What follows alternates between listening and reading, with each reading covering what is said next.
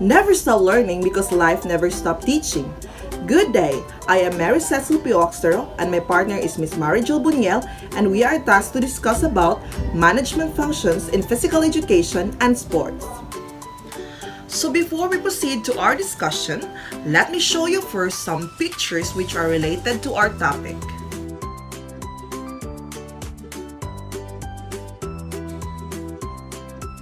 The first set of pictures are these. So what is in the picture? Yes, as you can see in this set of pictures, these are sports events wherein there are players and also officiating officials. And the next set of pictures are this. So what is in the picture? Correct. This is the same with the first set of pictures that I have shown to you. These are sports events and there are athletes and officiating officials. So what is the relation of these pictures to our topic? Surely there are sports people everywhere. Whether in school, office, or community, people enjoy sports activities such as intramurals. Aside from the fun, showcase of talents and skills, and having a break from work and school life, a sports event is also a good venue to develop camaraderie and good relationship among peers. In almost every school and big companies in the country, intramurals are commonly held to foster good bond among students, teachers, employees, and staff. Behind these successful sports events are the people who work hard and understand how to manage and organize these special events. What is management and organization? So let us first define organization. Organization is the structural planning of roles to implement necessary functions. The total development of an individual is centered on a philosophically sound program structure and activities. In organization, it is the process of identifying and grouping work to be performed, defining and delegating responsibility and authority, and establishing relationships for the purpose of enabling people to work most efficiently together in accomplishing objectives.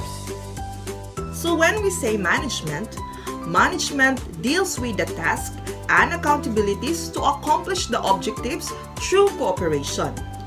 It requires harmonious efforts among members to fulfill the target objective. Management is also a key factor to success in any physical and sports education program. A sound implementation is necessary to steer an essential, well-organized, and valuable program. This involves collaboration of the administering body, the participants of physical education class, and other sports programs. Management also involves long-term strategic plans and programs, such as resources, financial, legal and safety management, public relations, and promotions.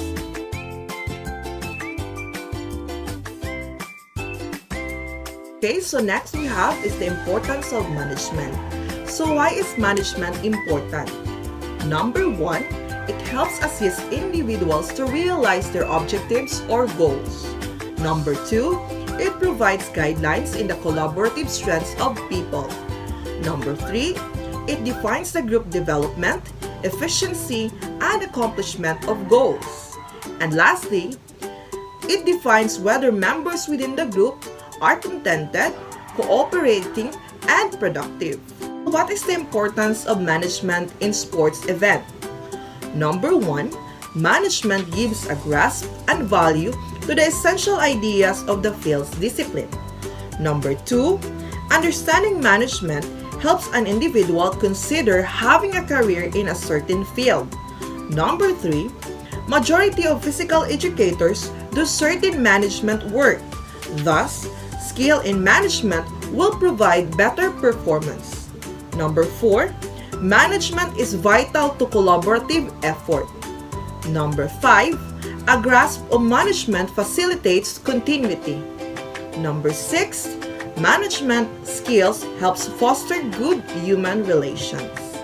So what are the functions of management?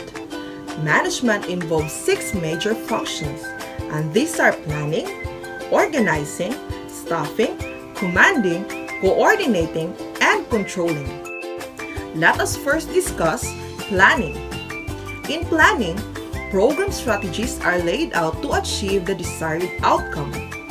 It includes processes such as forecasting, developing objectives, programming, scheduling, budgeting, and formulating procedures.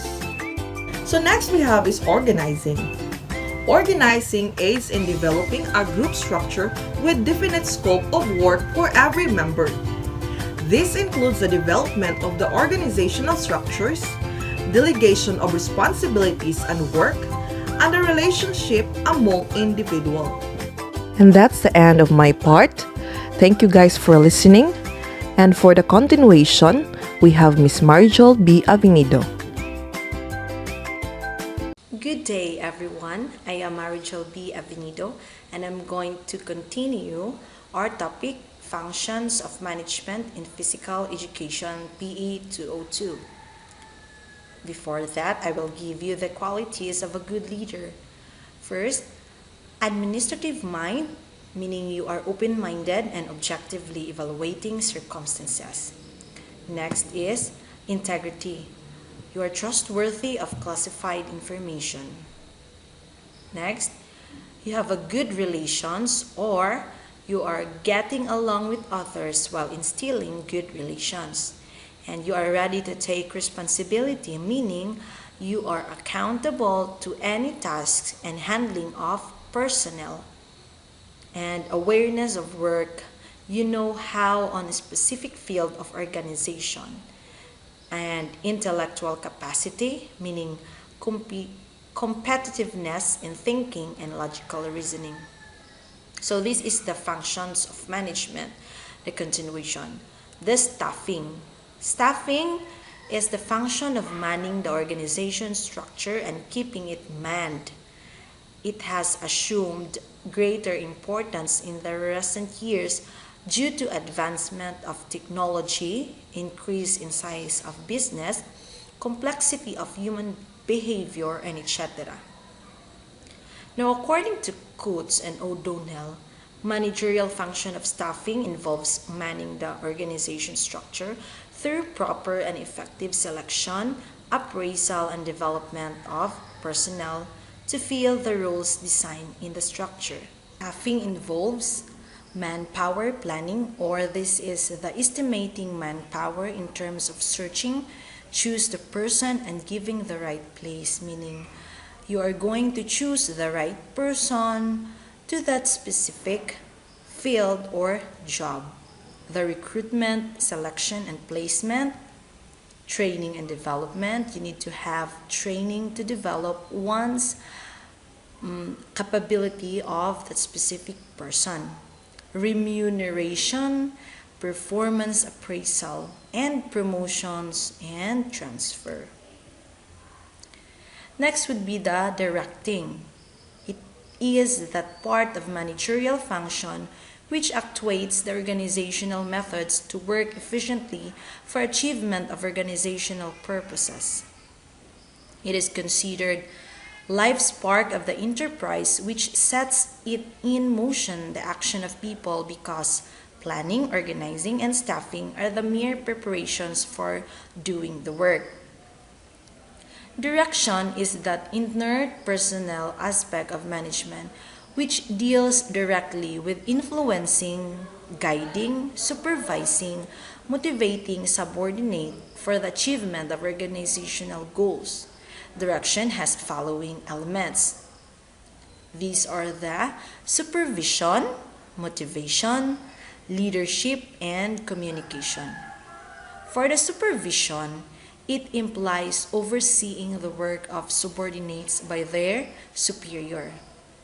Next is the motivation, means inspiring, stimulating, or encouraging the subordinates with zeal to work. You need to motivate one's worker or your co-worker.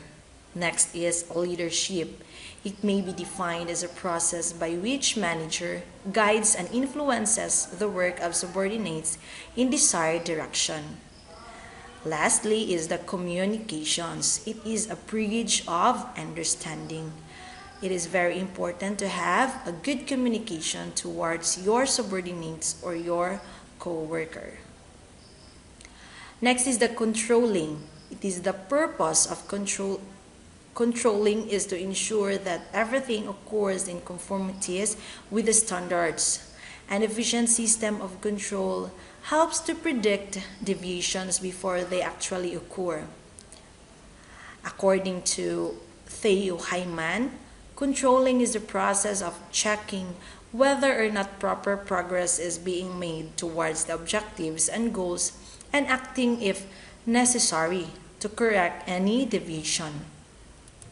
This is from Kuntz and O'Donnell that controlling is the measurement and correction of performance activities of subordinates in order to make sure that the enterprise objectives and plans desired to obtain them as being accomplished. Controlling has the following steps. First, the establishment of standard performance. Next, measurement of actual performance, the comparison of actual performance with the standards, and finding out deviation, if any, and corrective action. For the coordination, it is the unification, integration, synchronization of the efforts of group members so as to provide unity of action in the pursuit of common goal. It is a hidden force which binds all the other functions of management. So we need to coordinate between the other people for our common goal. According to Mooney and Riley, coordination is orderly arrangement of group efforts to provide unity of action in the pursuit of common goal. And according to Charles Worth, that coordination is the integration of several parts into an orderly whole to achieve the purpose of understanding. So they have the same opinion about coordination. Management seeks to achieve coordination through its basic functions of planning, organizing, staffing, directing, and controlling. A manager can be compared to an orchestra conductor since both of them have to create rhythm and unity in the activities of group members. Coordination is an integral element or ingredient of all the managerial functions as discussed below. For letter A, coordination through planning. Planning facilitates coordination by integrating the various plans through mutual discussion, exchange of ideas. For example, coordination between finance budget and purchases budget. For letter B, coordination through organizing. Mooney considers coordination as the very essence of organizing. In fact, when a manager groups and assigns various activities to subordinates, and when he creates departments, coordination uppermost in his mind. For letter C, the coordination through staffing. A manager should bear in mind that the right number of personnel in various positions with the right type of education and skills are taken, which will ensure right men on the right job. Letter D, coordination through directing. The purpose of giving orders, instructions, and guidance to the subordinates is served only when there is a harmony between superiors and subordinates. Letter A, coordination through controlling. Manager ensures that there should be coordination between actual performance and standard performance to achieve organizational goals. From the above discussion, we can very much affirm that coordination is the very much essence of management.